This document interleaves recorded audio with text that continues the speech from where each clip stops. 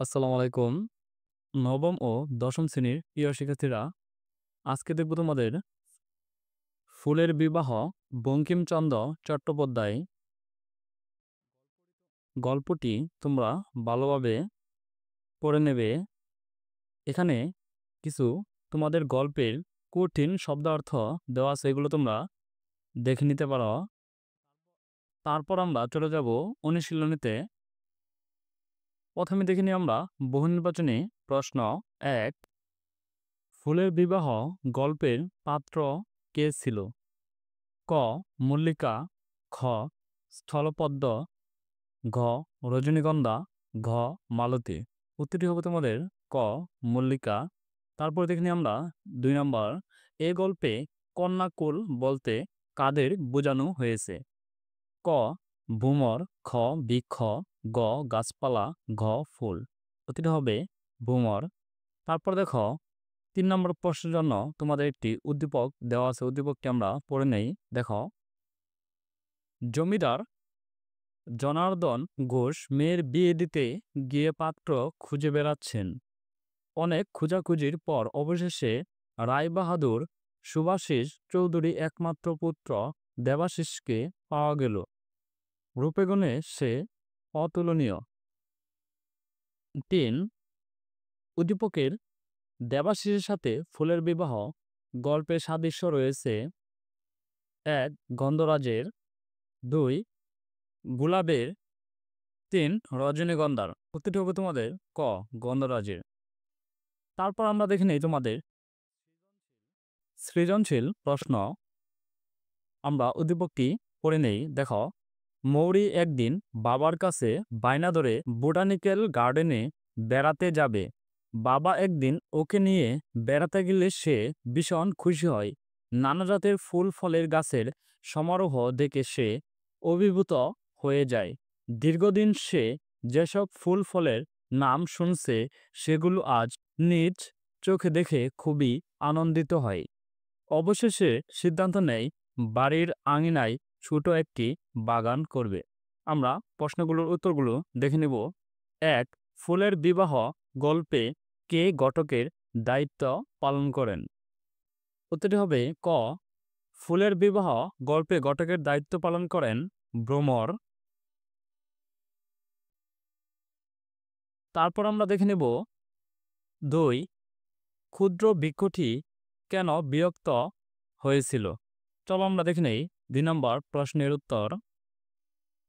ভ্রমর ঘটককালীর জন্য আগাম পারিশ্রমিক চাওয়ার কারণে ক্ষুদ্র বৃক্ষটি বিরক্ত হয়েছিল। এছাড়া ভ্রমর কন্যার গুণের পরিবর্তে নিজের লাভের দিকে বেশি মনোযোগ দিচ্ছিল, যা ক্ষুদ্র বৃক্ষের কাছে অযথা সময় নষ্টের মতো মনে হয়েছিল। এজন্য সে বিরক্ত হয়ে সরাসরি বরের বিষয় জানতে চায়। তারপর আমরা দেখে নেব গ. উদ্দীপকে মৌরির ভালো লাগার বিষয়ের সঙ্গে ফুলের বিবাহ গল্পের সাদৃশ্যপূর্ণ দিকটি ব্যাখ্যা করা। চলো আমরা দেখে নেই গ. উদ্দীপকের মৌলির ভালো লাগার বিষয়ের সঙ্গে ফুলের বিবাহ গল্পের সাদৃশ্যপূর্ণ দিকটি বিদ্যমান।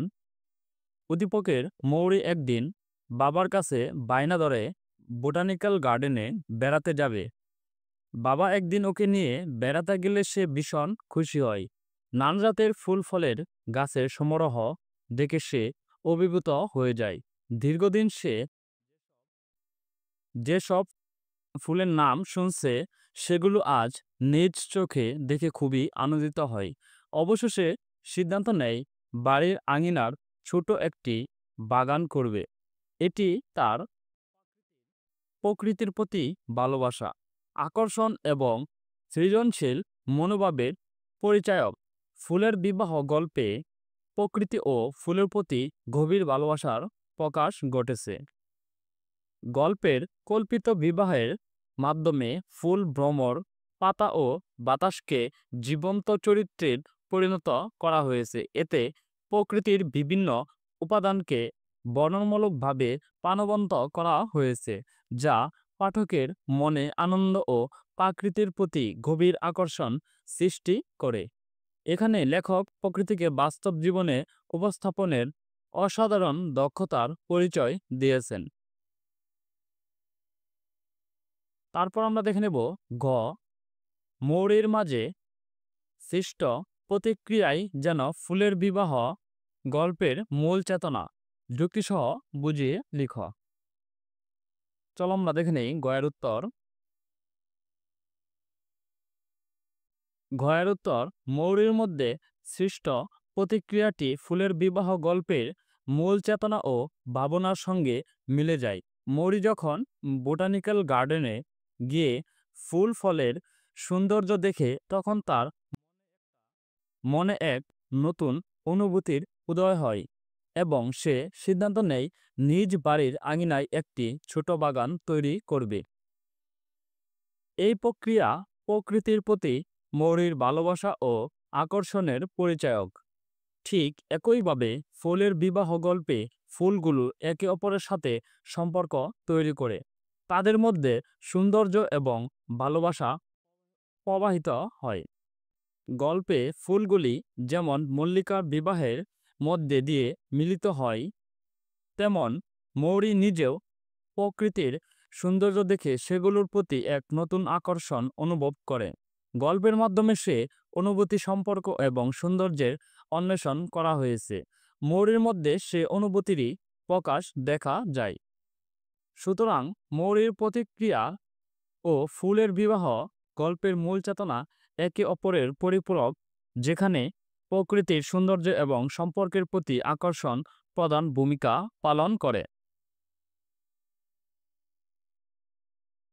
ধন্যবাদ শিক্ষার্থীরা, আমরা দেখে নিলাম তোমাদের ফুলের বিবাহ। আগামী ক্লাসে আমরা দেখব সুভা, রবীন্দ্রনাথ ঠাকুর। ভিডিওটি যদি ভালো লাগে পরবর্তী ভিডিও সবার আগে পেতে চ্যানেলটি সাবস্ক্রাইব করে রাখতে পারো।